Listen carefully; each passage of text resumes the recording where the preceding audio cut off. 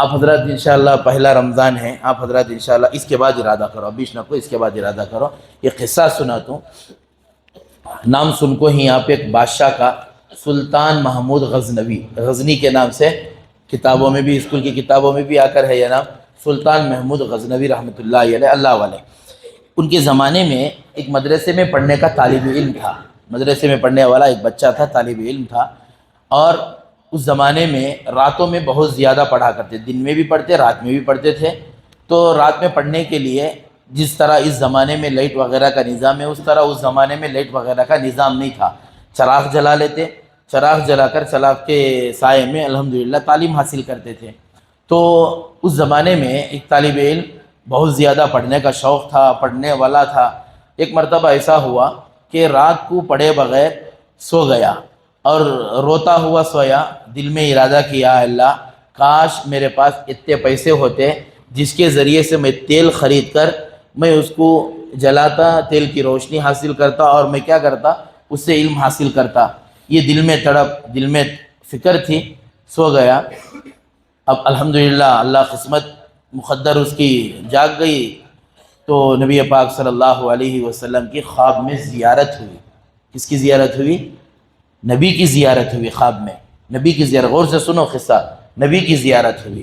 اب اس طالب علم نبی صلی اللہ علیہ وسلم سے گفتگو ہوئی، گفتگو میں یہ بات ہوئی کہ کیا بات ہے، کہ کہنے لگا یا رسول اللہ صلی اللہ علیہ وسلم پڑھنا تو چاہتا ہوں لیکن میرے پاس تیل جلانے کے لیے پیسے بھی نہیں ہیں، تیل جلانے کے لیے پیسے نہیں ہیں۔ اللہ کے نبی صلی اللہ علیہ وسلم نے کہا جاؤ، جا کر سلطان محمود غزنوی سے کہو کہ میرے نبی نے کہا ہے آپ میرے لیے تیل کا انتظام کرو، چراغ کے لیے تیل کا انتظام کرو۔ تو فوراً طالب علم نے کہا یا رسول اللہ اگر میں بتاؤں سلطان محمود غزنوی کو، کیا وہ بات مان لے گا میری؟ بادشاہ تو ہے، بات مانے گا میری؟ تو اللہ کے نبی نے کہا بات تو ٹھیک ہے، آپ اس کو یہ بتانا کہ آپ روزانہ جو نبی کو تحفہ بھیجا کرتے تھے، آپ روزانہ جو نبی کو تحفہ بھیجا کرتے تھے 5000 درود شریف کا، جو تحفہ روزانہ بھیجتے تھے 5000 درود شریف کا، وہ چند دنوں سے رک گیا ہے۔ یہ بات بتاؤ، کیونکہ یہ بات محمود غزنوی کے علاوہ کسی کو معلوم نہیں ہے، جب آپ یہ بات بتائیں گے تو ان کو یقین ہو جائے گا، ہو سکتا ہے اس کے بعد تمہارے لیے انتظام کر دے۔ تو یہ خواب ہوا تو فوراً صبح میں اٹھا نوجوان، سلطان محمود غزنوی کے دروازے پر گیا، جا کر کہنے لگا آپ کو نبی نے کہا ہے میرے لیے چراغ کا انتظام کرو، تیل کا انتظام کرو۔ اب بادشاہ تو بادشاہ ہوتا ہے، بادشاہ فوراً سوال کرے میں کیسے مانوں تیری بات کہ نبی نے تجھے آ کر بتایا ہے خواب میں کہ ہو سکتا ہے آپ دھوکہ بھی دے سکتے ہیں نبی کا نام لے کر۔ بھائی دنیا میں ہے، دنیا میں آدمی نبی کا نام بھی لے کر دھوکہ دیتی، اللہ کا نام لے کو بھی دھوکہ دیتی، ہو سکتا ہے تو دھوکہ دے رہا ہے نبی کا نام لے کر، کیا کوئی دلیل ہے؟ نبی خواب میں آئے تھے۔ تو اس طالب علم، اس نوجوان نے آ کر کہا آپ کو نبی نے یہ بتایا ہے آپ روزانہ 5000 درود شریف کا جو تحفہ بھیجا کرتے تھے وہ چند دنوں سے رک گیا ہے، کیا بات ہے؟ نبی نے کہا ہے۔